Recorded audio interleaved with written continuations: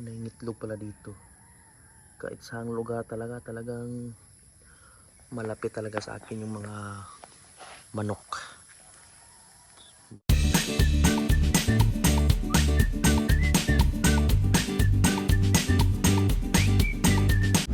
Hello mga boss, good morning po.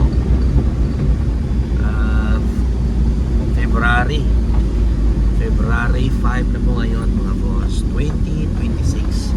Saka ito yung unang vlog natin this year sa ating napag-iwan ng YouTube channel. Pasensya na mga boss, ngayon pala tayo makapag-vlog. Busy kami nga pala sa buwanan ng December hanggang sa January. Kaya ngayon pala ako tambay talaga dito sa ating garden bell mga boss. Actually tayo is on the way na po papunta doon dahil natapos na po namin sa buwan ng January po. May achievement na tayo doon mga boss. Nakapagtapos tayo ng yung kulungan ng mga baboy, tsaka na fence na namin yung paligid. Kaya mapakita ko sa inyo mga boss yung update doon sa ating garden bed.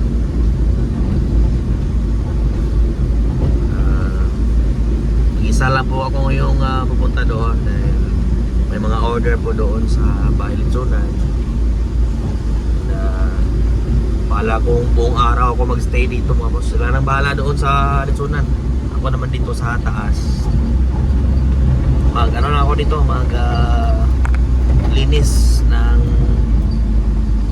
lupa na pagtaniman ko ng talong tsaka mais. Okay, so tagis lang doon mga boss. Okay, dito na tayo mga boss. Yan yung kulungan ng baboy ko na tapos na. Last week pa yan natapos mga boss. Basta namang fence po isa hapon lamang po namin natapos na. So yung target natin today is yan, malinis ko dyan sa taas mga boss. Saka marami na rin pa akong na-harvest dyan ng mga tanglad. Magtatanim na naman po ako ulit.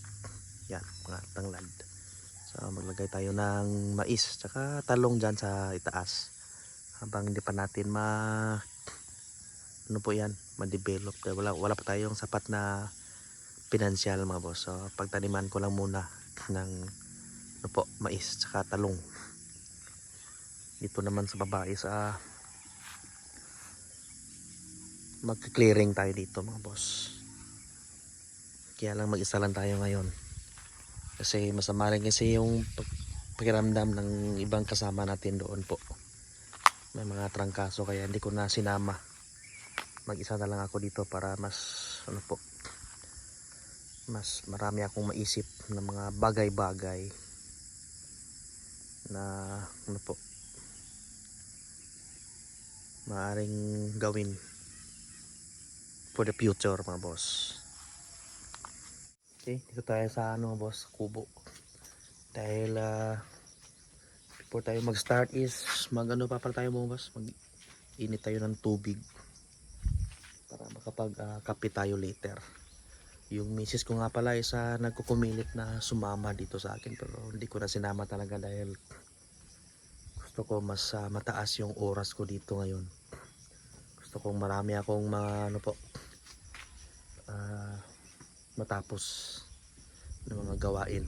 Gaya na lang yan yung mga pinutol namin na kahoy kahapon mga boss. Ayusin ko yan para madala ko doon sa Bahay Litsunan. Yun nga, yung bundok na yun sa taas, kailangan kong ma-clear ng kahit konti para baka bukas mapagtaniman na natin ng mais. Ito pala yung baon natin, kaya tayo mag-init ng tubig dahil meron tayong energy tsaka dalawang itlog. Ito naman yung ating kulungan ng baboy mga boss.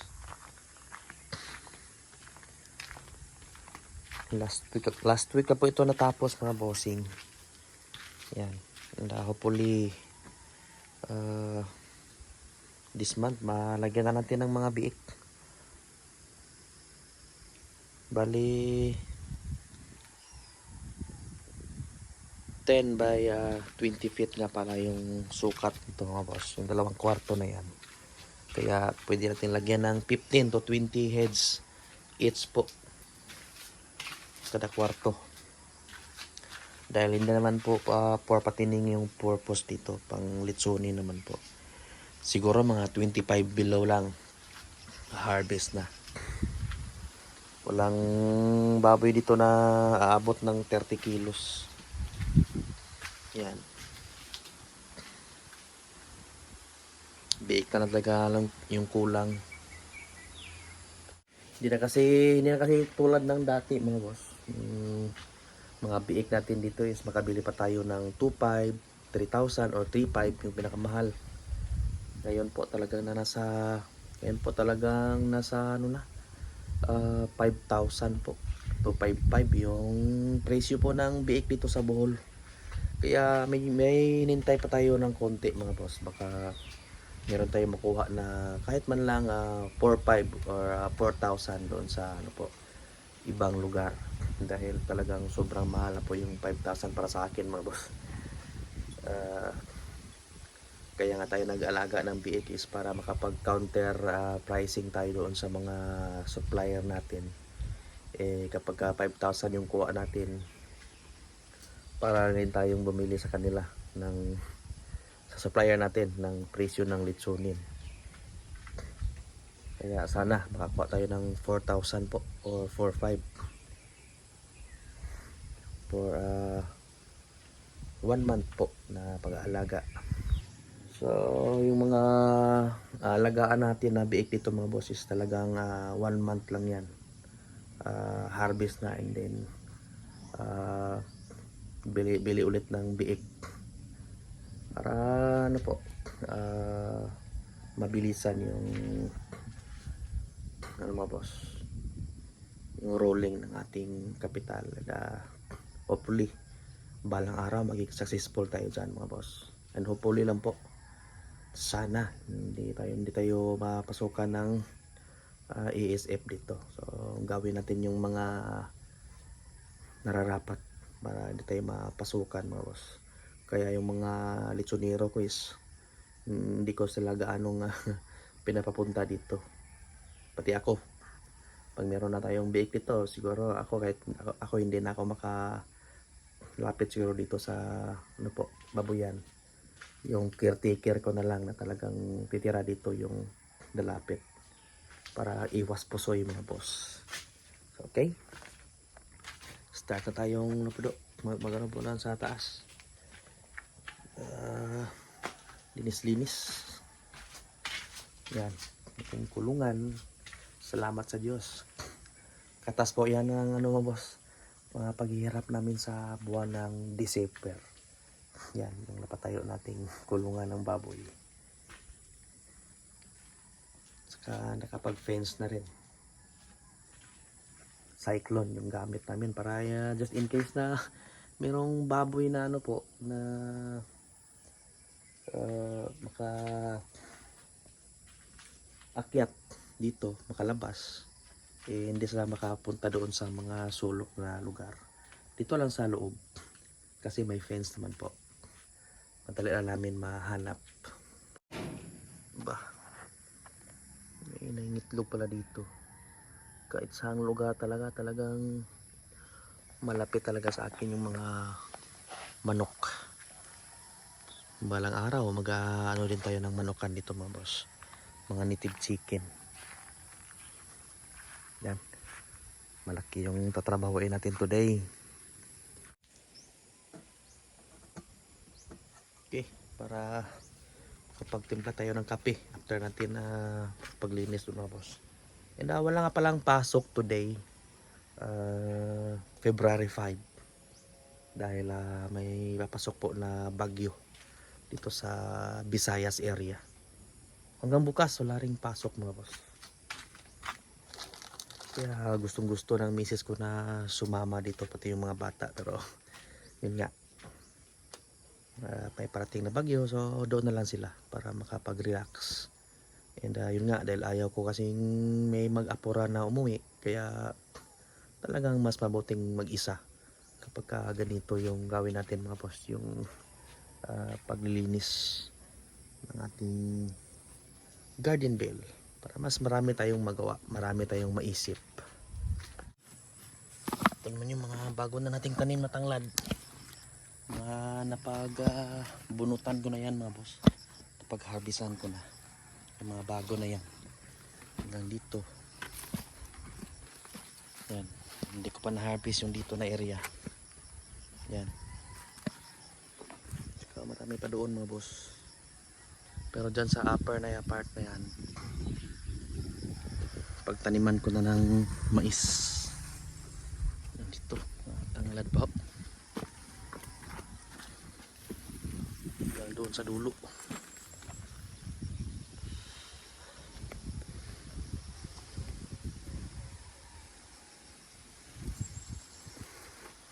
Hindi na pala ako gaano bumibili ng tanglad sa kapitbahay.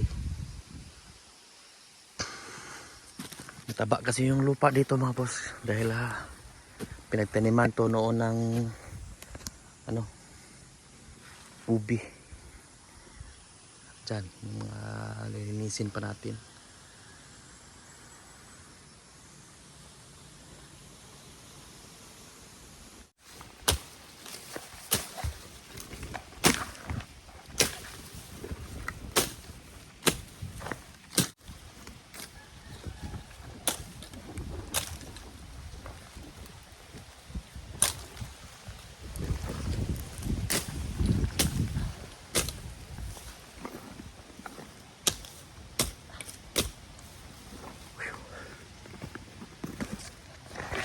Yan, parang uulan na mga boss. Hindi pa tayo ng lahati po, pero at least marami na tayong tumba na mga samang damo. So sindihan ko lang muna itong mga boss, para dahan-dahang maubos ng mga kalat. Ito yung ating sindihan. Sa ganun, may pa-usok-usok naman tayo. Time check, alas 10 pasado mga boss. Talagang merong bagyo. Lalo kung lumakas yung hangin. Bumaba tayo muna saglit mga boss, para magkape muna. Napakahangin mga boss. Ang nagustuhan ko dito sa area is talagang malamig po yung hangin.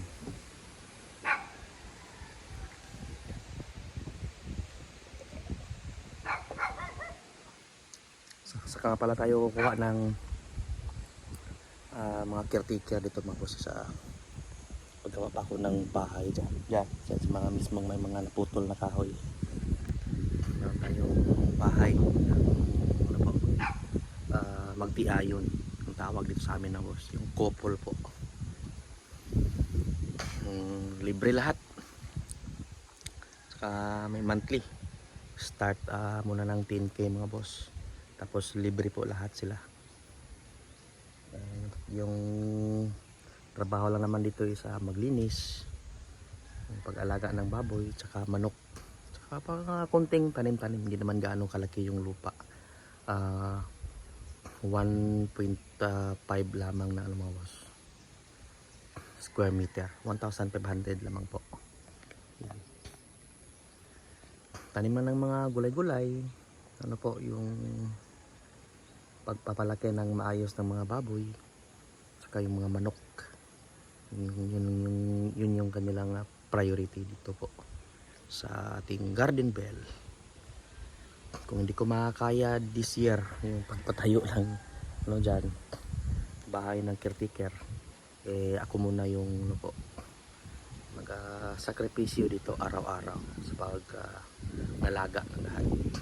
And willing po tayo doon mga boss, na gustong gusto ko po yung trabaho na yon.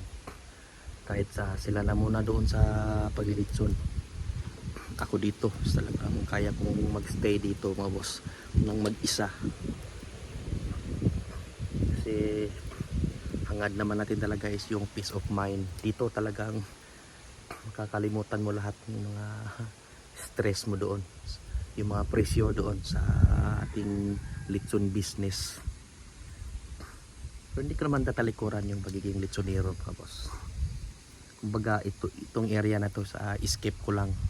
Ito yung escape ko doon sa pressure na buhay, stress na buhay. Hindi na at the same time mga boss, talagang sisikapin ko na magiging income generating itong na area na to mga boss, para naman katulong sa gastusin namin araw-araw.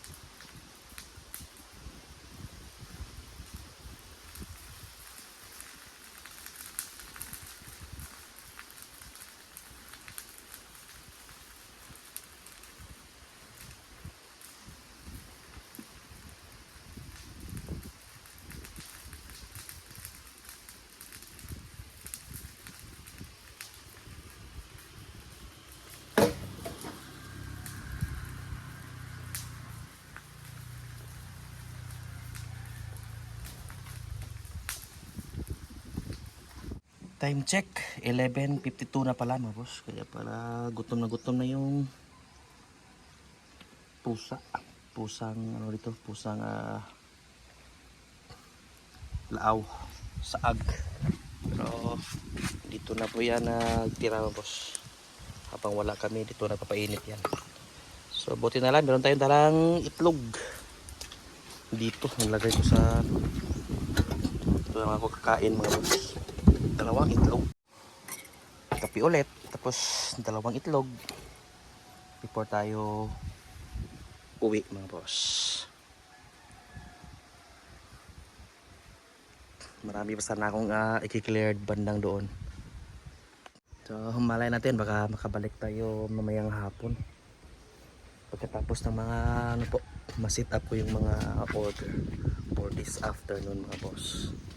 Balik tayo dito dahil mag-sindi tayo ng ano doon, apoy doon sa taas, para bukas kahit paano pwede na natin pagtamnan ng mais. Kahit uulan bukas man po, siguro mas maigi para makapagtanim na tayo. Hopefully nabili ni Alan yung nabili ko sa kanya corn seedling, yellow corn, saka yung talong. Okay, itlog, dalawang itlog lang pang tanghalian. And kailangan natin umuwi before mag 1 PM. And for sure mga boss, yung misis ko nagagalit na po yun.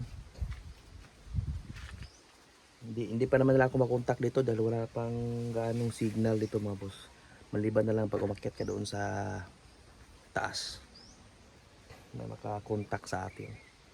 Pero dito ka sa baba wala pa ho, kasi wala pa akong linya ng internet dito mga boss. Meron naman pong kuryente, meron naman pong linya dyan, pero since na wala pa tayong electric, hindi pa tayo makakonect dyan. Baka soon, hopefully this year mga boss, para ganado ng tumira yung mga bata dito. Ayaw nilang tumira dito kapag walang internet daw, lalo na yung mga babae kong anak. Pag tayo ay nabitin sa dalawang itlog na to mga boss, pang tanghalian. Meron pa akong 3 itlog doon, yung ano po, pinitlogan ng native chicken yung sa ilalim ng yero. Baka sama ko na rin sa pag boil yan ngayon pag mabitin tayo mga boss. Kawawang inahin. Siya nga pala yung may-ari mga boss, nakarinig. Sorry.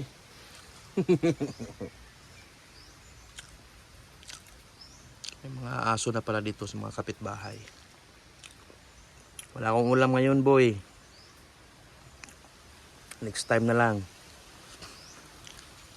Okay, dahil alas 12 pasado na, boss. 12:30. Tayo uwi muna. Para ma-check natin yung mga order po this afternoon. Para hindi din mag-worried yung mga tao doon sa atin. Yan, buko. Mamaya, pagbalik natin mga boss, pagatas tayo. Kaya ito mga jumbo size to eh. Mantay yung baboy? Saan ba na motor eh? Panitan niya. Ha? Panitan niya. So, palit niya og 30 plus ang giabot nga gasto. 90,000 na. Pida. Ano to na mo? Uy, sudan dai. Ha? Ulam, itlog ray kaon na koy. Sama na, udong? Ba, chicken curry pa. Ito na pala yung baby namin noon. Naging big boy na ngayon. Dylan, aka Butchok, Bayot Titin. Ha? Gutom ka? Uy, mayo kay gutom ka, nara ka dire. Pagkaon na. Dilim. So, talagang hapon na mga boss, hindi tayo makabalik doon sa ano po, ating munting garden bill dahil simula na pong bumuhos yung ulan, yung bagyo. So, bukas na tayo bumalik doon mga boss. So, hanggang dito na naman po sa araw na ito mga boss, sa isang masaganang pamumuhay po. Paalam!